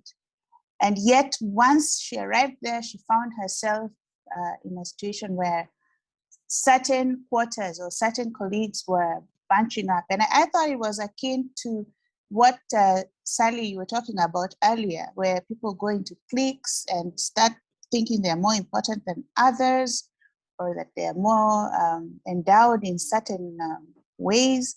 And so from the response that Justice Aluoch gave to that situation, we identified traits and characteristics of other animals, but we thought that the ant in that kind of situation would not have behaved the way the colleagues were behaving, because in the ant kingdom, everybody knows their role and everybody carries out their obligations and their duties, which are clearly defined, without having this attitude that they are more important than others, or that the role they're playing is more important than the role others are playing.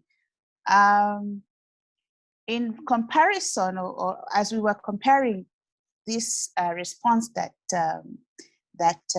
Justice Aluoch gave to the situation, in which she actually confronted the situation head on and set the situation straight. We came up with certain parallels. One of them was the fox. The fact that the fox is very courageous, and there's a reason why the fox works in teams. It's because the teamwork helps them to survive. We also closely followed that with the dog. The fact that there are all different types of dogs with different colors and different sizes and different barks and talents. But the fact that dogs are very accepting of one another. Dogs are very adaptive. Justice Joyce Aluoch had to adapt to a new situation. And also dedication, the fact that dogs are dedicated to the service to which they are called. And she put the service that had taken her out there above all other considerations, and she was able to surmount the challenge. In that discussion, there was a parallel in what we come across in Rotary, where sometimes you find that in some clubs, the people who are probably aged or have come from different ethnicities or regions or religions somehow could end up feeling excluded depending on the locality of the common group, or perhaps the culture that has been developed over time in a club, of a club such as Rotary Club of Nairobi, or if I might add, my club, Nairobi East. So that element of adaptability, how dogs are able to adapt to one another, still came up. And lastly, we compared the reaction or her response to the challenge to that of a lion. She had the confidence in herself and her abilities and her origins and her source to be able to confront that situation head on, which would not have been possible if she didn't have the self-confidence and the courage that a lion has. Thank you. Thank you very much. That was Team Ants. Thank you. I think you've done a good job, if we can appreciate them. As we move then, and all your team members, thank you.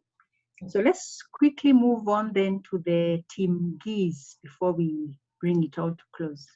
Irene, or who's Yes, presenting?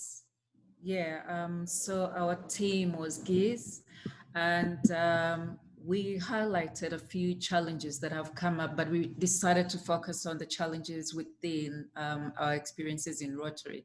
So one of our members, for instance, was thrust into leadership.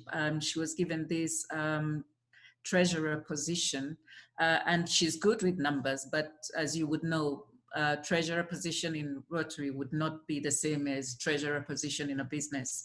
And so because there was no orientation, she had to sink or swim, and maybe a little time in her getting adapted was wasted. So perhaps that would have been different. And then there's another member who's been in the club for nearly 30 years, and what he sees coming up often is that the clique issue that Mike mentioned comes up quite a bit often, and there perhaps should be a way to address that, going forward. You can't police people, but at least perhaps we can reduce the instances that people feel the need to break out in cliques as opposed to voicing their issues or discrepancies openly in a committee that can address them. And then the last one, because of COVID-19, one of our members finds that the commitments that people had, kind of committed to at the beginning of their year, their Rotary year, when they were inducted in March of this year, actually, and COVID happened. And so you find that a lot of the leadership that had committed to saying, this is what we are going to do, and this is what we'll act on, and this is the playbook, they suddenly just stopped showing up. And so that was one of the challenges. And so to go back to the Geese, how would the Geese have resolved, for instance, the first instance where the treasurer was thrust in without orientation?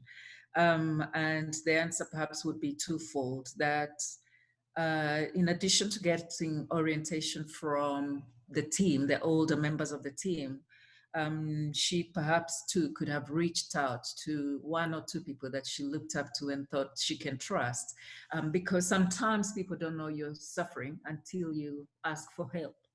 And the same case goes to the members of the team, that an issue that Dr. Sari raised earlier, it's great to check up on our members just to make sure that everyone is being carried along and we're not leaving anyone behind. And then on the next one of forming cliques, Dr. Sali said the same thing about communication, and that's where GIS come in strongly, because the older members of the club perhaps could help in mentoring and nurturing the newer leadership, so that people learn quickly that you're best served by sharing your intentions and your goals, so that everyone feels like they're contributing to the agenda, the goal, the whole agenda of Rotary for that year. So in addition to reaching out personally, the older members could also act as mentors and coaches. And then there was the last one of people not committing to their commitments, and due to different challenges, but perhaps it also comes back to the commitment that we talked about earlier. And also Dr. Gidanga gave the bouncing ball scenario, where it's you have different. Dr. Gidanga, are you there? He's I can't reach. Yeah, doctor, I'm talking about perhaps the bouncing ball scenario, how we would have used it to resolve the lack of commitment in one of our club members. Do you want to give a view? We were saying that really the bouncing ball sort of description was describing energy levels. And we started by saying when people are in the orientation phase, which is what is happening now, they're really, really, really driven, where they identify purpose and so on, they build membership and so forth. Then they build trust, and then they fix the goals. If those things are not done well, then we are lost. We are disoriented. We don't create trust and so on. That's what I was just saying. The initial formative, this forming, storming, norming process in order to perform. I think that's what I was.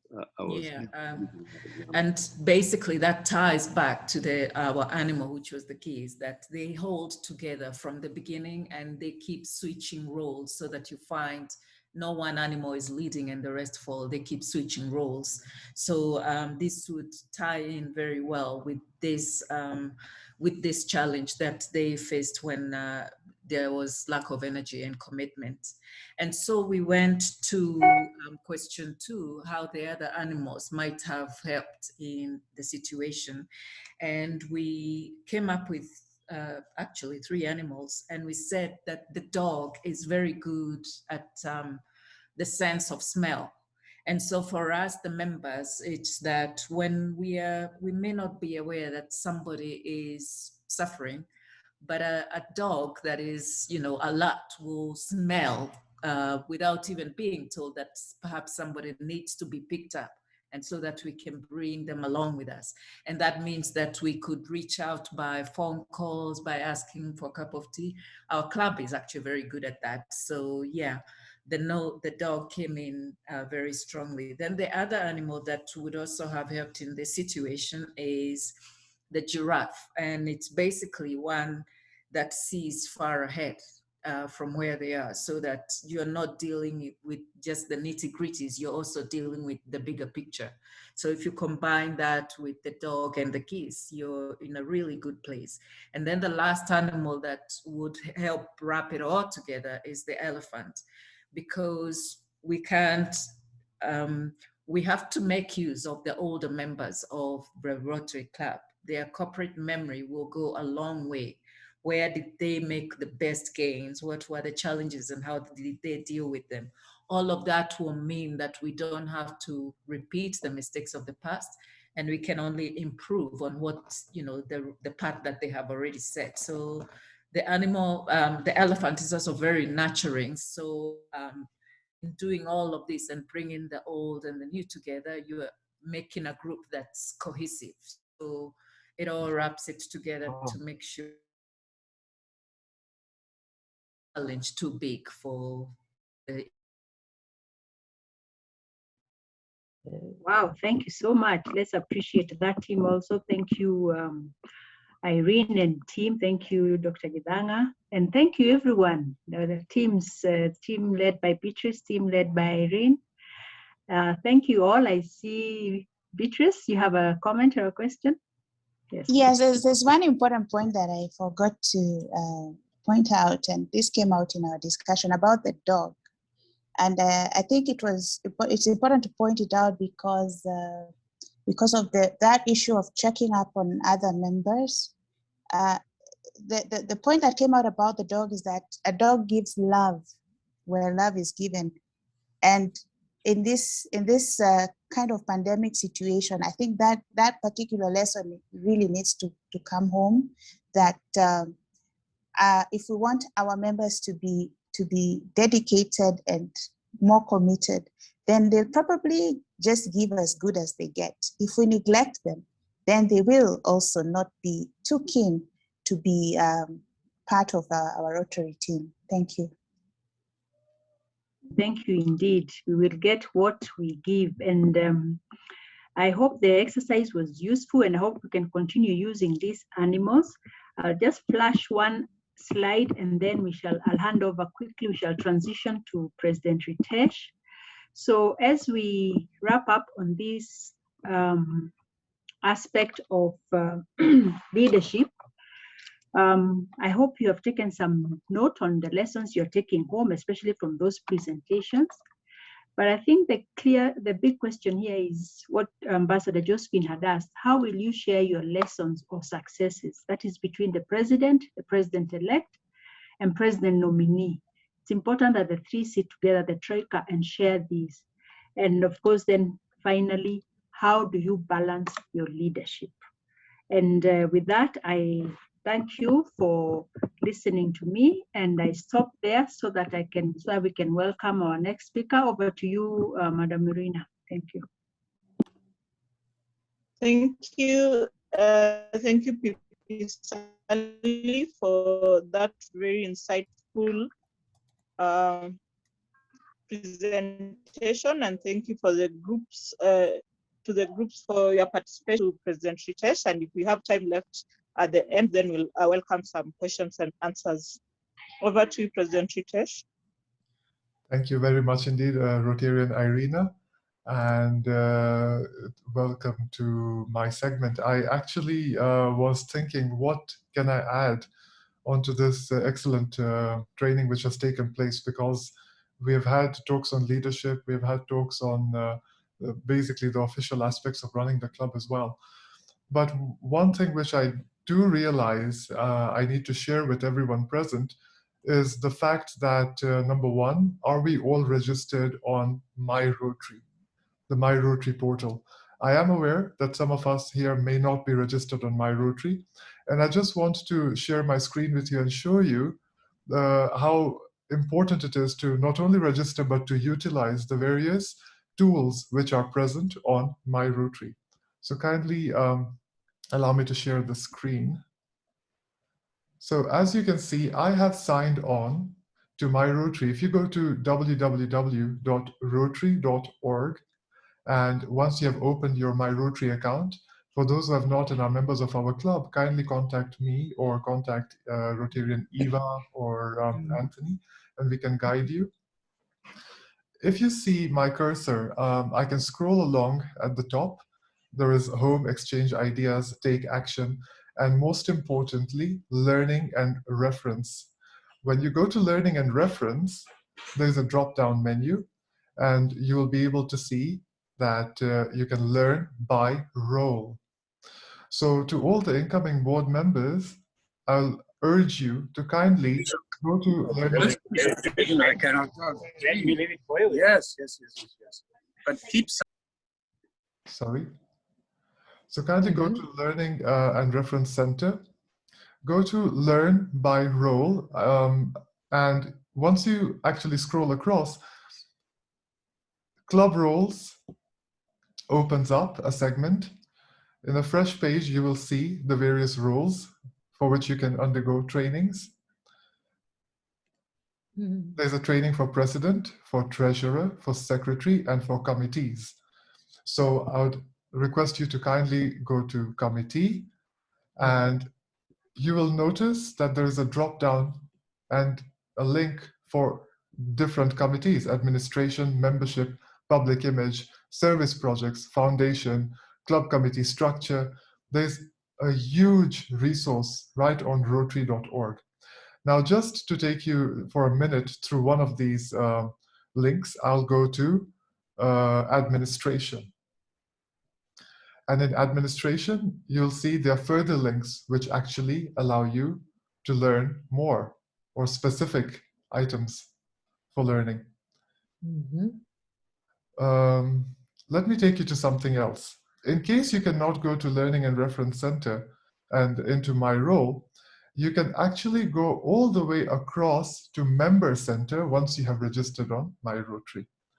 When you go to Member Center and click on that, you'll see there are various online tools, which include Brand Center, Rotary Showcase, Learning Center. And I will actually not go through each of these different drop downs, but I'll say that for incoming board members, and especially for those who want to learn various aspects of not only roles, but what's happening and the changes happening in Rotary, kindly go to either Take Action, Learning and Reference, or Member Center. And of course, for those of us who get the newsletter, the monthly magazine via email, we definitely read it on email. But if not, all that is also available on My Rotary if you click on News and Media. So I will be availing myself to any individual who wishes to contact me one-on-one at any point in time and take you through one-on-one. And I'm sure we can all learn a lot from My Rotary. Next, I will also request, if you can allow me just one more moment, I want to show a slideshow. Actually, before I do that, I wanted to raise a few points on membership.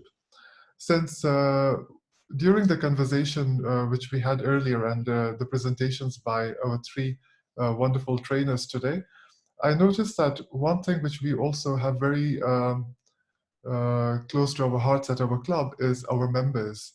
And if I'm to think, why did I join Rotary Club of Nairobi, or why did I join Rotary? Yes, service is excellent, and service is actually not the one aspect which actually made me a member of Rotary Club of Nairobi. I loved the members of Rotary Club of Nairobi, and I consider the members to be part of my family. So I want to talk a bit about membership. It is most important for us to prioritize existing members. Always keep in touch with the existing members, and especially those who are of a certain age, and we need to reach out to them. Maybe they're not logging on enough onto our meetings. We actually have to pay more attention to individuals who we do not see attend our meetings often. Let's carefully select our newer members. What can the new members bring to Rotary? So this is something when we are looking for new members to introduce to the club. Of course, we have to think what exactly can that new member bring to Rotary, especially to Rotary Club of Nairobi, as unique as we are. And it's very important also to tell the new members on the onset the cost and time dedication, so it doesn't come as a surprise. One thing which I was actually planning on before taking over presidency, during past President Jessica's year when I was president-elect, I was thinking, what exactly is it that I can do as a president with the board for the 90th year? And one thing I wanted to deliver, as of course we have wonderful projects ongoing, and I will request everyone present on the Rotary Club of Nairobi YouTube channel. We have got talks by the various directors. The community service director's talk is showcasing all the community service projects. The link is on YouTube and I'll share it. International service director has showcased all the projects we have completed and have undertaken. And the projects which have taken place, including the tree planting, Johari sanitation block, all these projects have videos and they're on our YouTube channel. So I will guide you towards those through our chat group. But I would like to show you something. It's a presentation of just photos.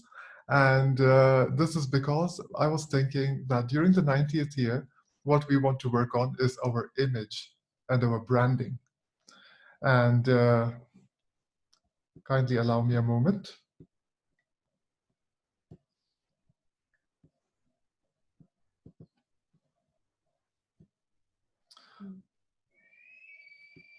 Sorry, there we are. So this is a slideshow that this year, to take advantage of the situation which we are in, I know the pandemic has slowed us down, but what we decided to do is if we are going to have virtual meetings, how exactly can we make them interesting for all our members? And for those of us who actually are not Zoom savvy, the best other alternative was actually to record the meetings, upload them on YouTube, and personally send those YouTube links to those members who cannot join us. So we had a series of very interesting speakers, including Rotary International President. And I'll just take you through some slides just to recollect the speakers we've had this year. The reason I'm showing this is because if I was requested to talk about my wish for the incoming board, and I can start by showing what has happened during this year and would only wish that we can build on this. So here is a series of speakers we've had this year to engage our members. And in all this, branding has been central. So the Rotary Club of Nairobi brand has been cemented during the 90th year. And I can only wish that we can take it further and make it even stronger.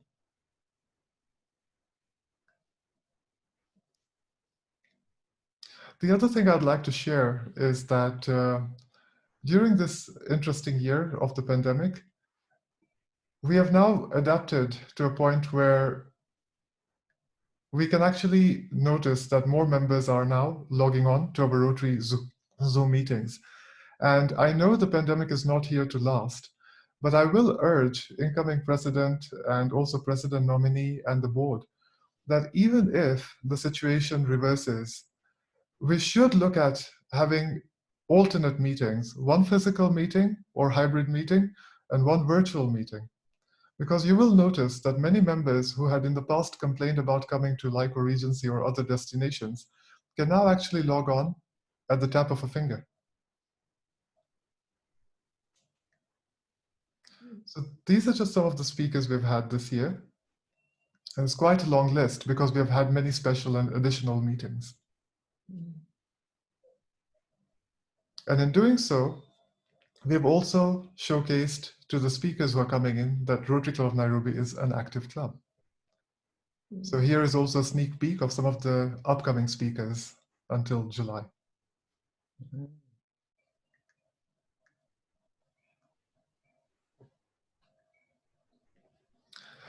We've had collaborations with Standard, Nation Media, Nairobian People Daily, The Star, articles in Asian Weekly, NBCC featured us on their websites, 12 radio partnerships with Radio 44 radio partnership with Radio Africa, and multiple other partnerships during this year.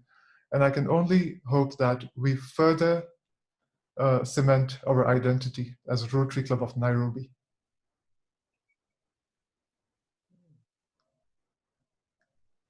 And with that, I will stop sharing the slide and thank you. I can only hope that we go from strength to strength. And yes, regarding the brand center and My Rotary, I'll encourage all of us present to kindly sign on to My Rotary. And also for those of us who manage to get just about an hour every alternate day or once a week, kindly go to My Rotary. There's so much to learn from the Learning Center. You can engage with other clubs through My Rotary. You can actually learn from the Branding Center. There are projects which are showcased from around the world on My Rotary. It is an incredible resource, and the learning resources are endless because they keep on updating new modules to it. So what you learn from there is not only for Rotary, it actually makes us learn much more for our personal benefit as well, to expand our minds. So thank you so much. Thank you.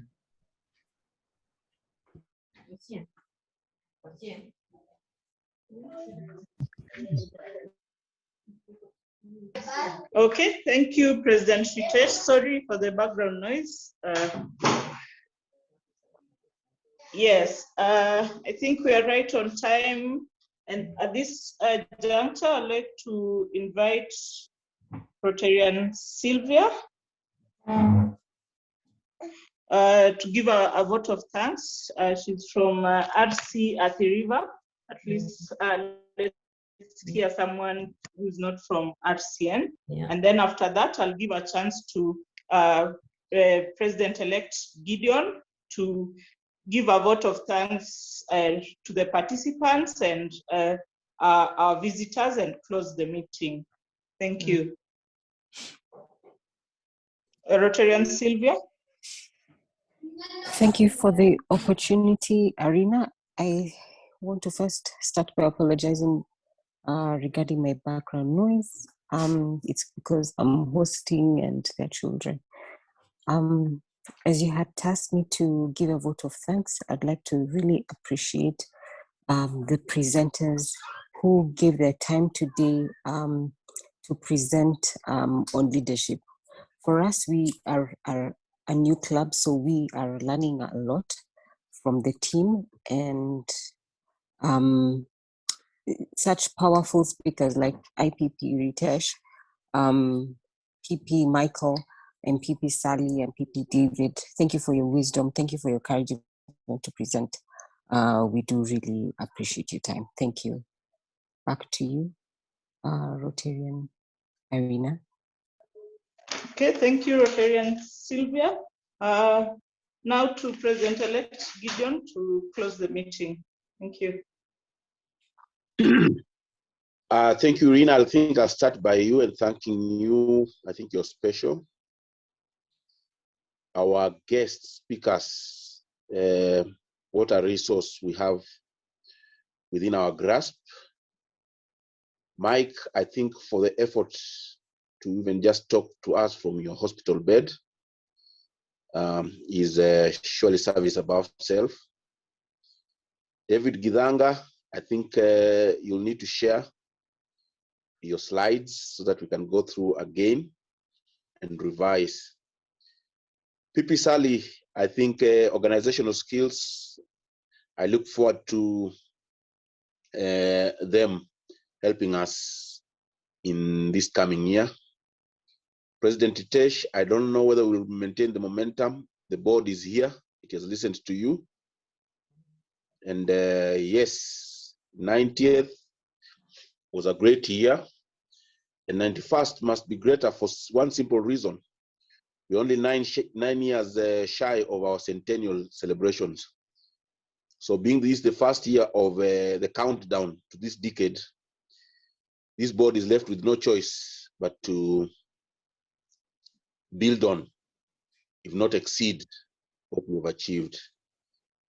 Our young Rotary clubs, CP Njoki, this resource is available to Athi River. Just talk to them.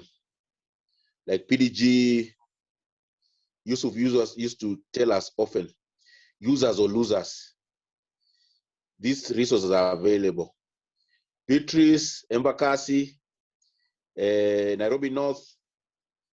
Actually, Nairobi North is our baby. So as we celebrate, I think 90 years, Nairobi North would be, as we're celebrating 90 years, Nairobi North was celebrating 50.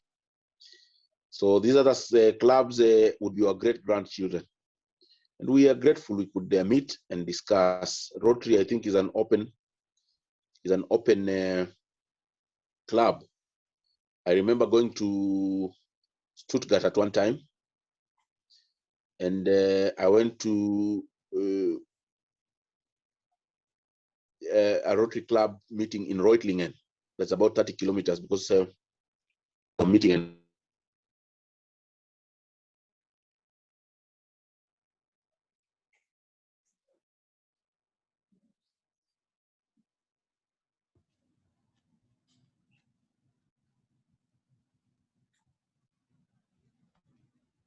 Nairobi, that all clubs that we invited have felt warm, have felt welcome.